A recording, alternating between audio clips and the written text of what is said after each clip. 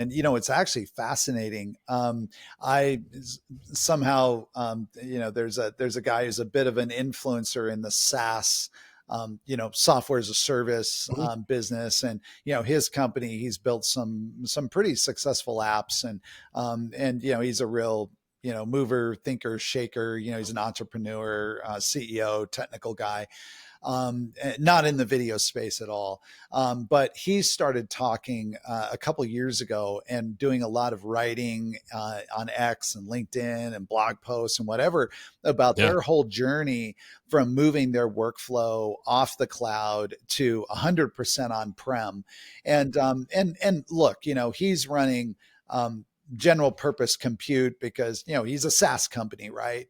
Sure. But as I was reading the documentation of his journey, and beyond just the incredible cost savings and the Oh, efficiencies, it just became clear that there are tools that I think some days tools almost run their course.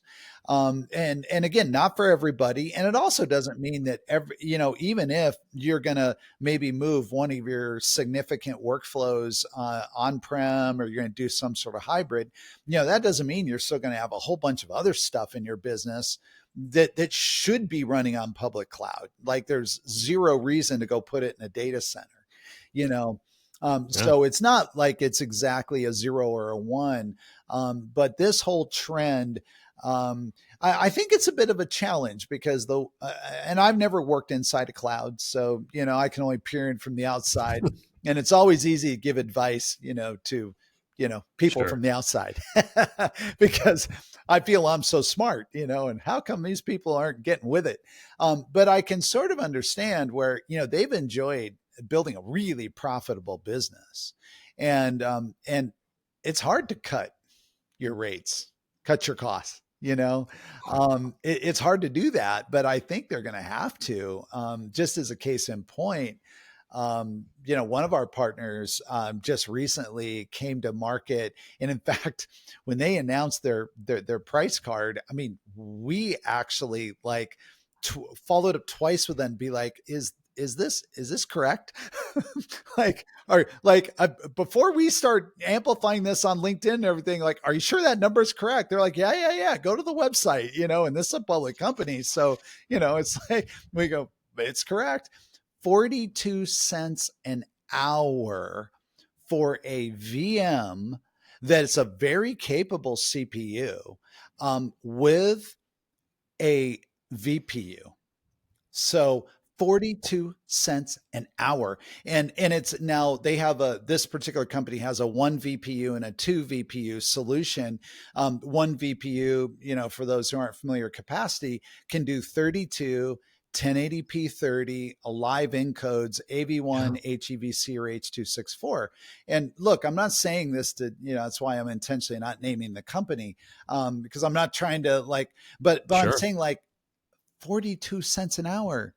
Now go to your favorite public cloud and kind of look at pricing, and then think about what it would take to encode 32 1080p 30 streams. Like, Yeah. it's going to be a lot more. And I don't mean like Absolutely. 20% more. I mean It, multiples more, and that's exciting, though, for me. That's a challenge for the incumbents, but that's exciting for me because now these new business models like fast can get unlocked, where we can deliver high quality, but do it incredibly economically, yeah, it's So, you're right. It's out there, and people don't know. And hopefully, maybe listening to this, they start to learn that there are those incredible solutions out there. Those things that you just like, I didn't even know that was possible at that didn't even rate. And know. Yeah. you're, I mean, and we've actually, this is a fun story. I'll just end my little thing with this is that when we first started, that was our goal to be efficient enough that we could help you with back catalog stuff, because we had to be inexpensive. And, we have Yeah. a team in the Philippines, and we've done a lot of stuff to just get operational efficiency Awesome. out. Yeah. And we were quoting the studios. They were saying, hey, what would be the price to do XYZ, like to convert this file to this type? Yeah. And we'd go through and we'd say, okay, it's this number. And they'd come back and say, that's so low, we don't believe you. They'd be like, that costs so little that we're going to disregard your bid because we think you're lying, and we think you're that kind of company who's just underbidding to get the business. Yeah. And so we actually had conversations internally like, geez, maybe we should just triple our costs so people believe us. But we're not going to do that. We just had to educate people like, no, it's because we've been doing this enough that we know. Yeah, we've optimized how we deliver our service and our staffing, and everything's optimized. Even in